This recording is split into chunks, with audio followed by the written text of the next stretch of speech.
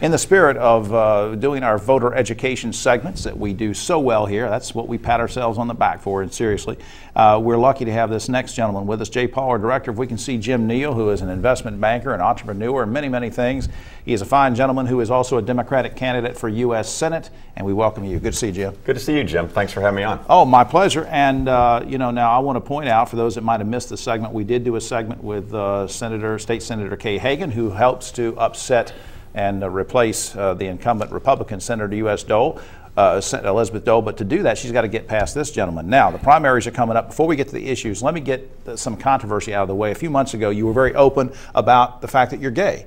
Now, did this, in retrospect, do you think it has hurt or will hurt your campaign, or is it better to get it out that way, or what kind of response have you had? The only people asking me about it are the media. Well, that's me, so I just did. So That's the answer. I don't think anybody else really cares one way or the other. And in this day and time, it shouldn't be an issue. But I know in the old days of politics, anything anybody could do to play dirty, they would, and try to smear somebody. But you feel pretty good about the fact that. Yeah, I think people saw it. Strangely enough, if anything, they felt that this guy's got guts. And he tells the truth. He's straightforward. And well, the campaign is going. I think we're going to talk about this later on the roundtable. But it really made me mad when one of the Democrat candidates attacked. It doesn't matter what your politics were. They made a joke about Howard Coble's age, and I thought, we ought to be past, doing these kind of things. Yeah, I'm certainly not going to make any jokes about, gender or any other issues that are completely not relevant to the choice of who goes to Washington and our next leader. And it shouldn't be. Now, let's talk about going to Washington. Dole seems, according to us stupid people in the media, and we say this stuff all the time, is, oh, well, Dole's unbeatable. Why did you decide to run? Because I couldn't believe that nobody was stepping up to the plate to challenge Senator Dole. I think she is incredibly beatable. I intend to beat her. In fact, I intend to take up residence in January of 2009 in a building that may be named after your forefathers. That's right, Longworth. We'll put you in the Longworth building. The problem is you got to find Senator Dole first to beat her. I think she never shows up anywhere. Should we put the opinion commentary in front of this, Jay? I don't want to get in trouble on that. Anyway, she's a fine lady, but she just doesn't spend a lot of time down here. Now, State Senator Kay Hagan wants that job as well. How do the two of you differ in your philosophies and issues? Well, you said it, State Senator Kay Hagan.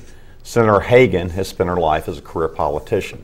I've spent my life in the real world as a businessman, running businesses, creating jobs, helping large and small businesses figure out how to tackle the new global economy we live in. Right. So we come from two distinct backgrounds. We've both been parents. I've been a single parent who raised two children. She has children and a family as well, obviously. Right. But the choice is going to be very clear cut. It's going to be, do we want more of the same? Ergo, do we want to continue sending politicians to Washington? If you want a politician, I'm not your guy. We've got too many people, I think, in office on all levels that seem to think it's a lifetime appointment, and that kind of is strange too. Now let's get to some issues. I don't know if you've probably, hailing from Chapel Hill, you don't get this show up there, but you might have seen some of our clips on the internet. Actually, I hail from Greensboro. Well, you hail from Greensboro, you live in Chapel Hill. I was going to ask you about that. But our show, which isn't seen in Chapel Hill except on the internet, I rail against the war in Iraq. I keep wanting to get the troops pulled out of there. We've been saying that forever. If you go in and you get elected to the U.S. Senate, would you vote to pull the troops out immediately? Yes. I like that answer. Okay.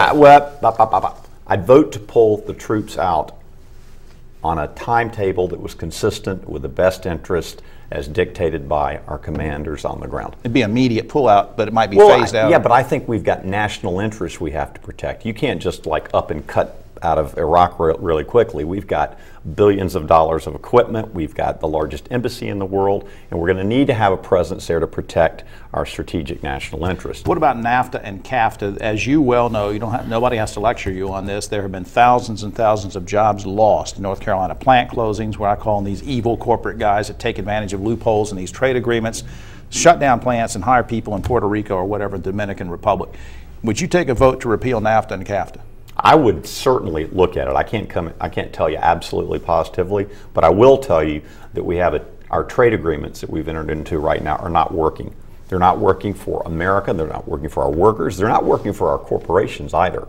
Because what we've got, as you can see, 10% of the population, 10% more than people make, they are spending abroad right now. All right. We are mortgaging our future by basically selling and financing our economy through debt issued that is primarily owned by governments abroad. Well, before we run out of time, I want to get a plug in. You're CEO of something called rxmarketplace.com. Quickly, what is that all about? Actually, I was CEO of that company some time ago, but that was a company that brought transparency to the market for prescription drugs. It allowed pharmacists to be able to offer people the lowest prices for generic drugs. Good. That's a good cause. I appreciate it. Again, quickly, why should we vote for you in the Democratic primary? Because I am best able to go to Washington and make some noise in the kitchen. As Shirley Chisholm once said, I don't owe nothing to nobody, no special interest. I will work for the people of North Carolina who pay my paycheck. I'll be back here to listen. All right. To listen to them and to hear what's on their mind and represent their interests. Well, it sounds good. And if you get in the Longworth building, will you invite me up there? You better believe it. Jim Neal, good luck. Thank you very much.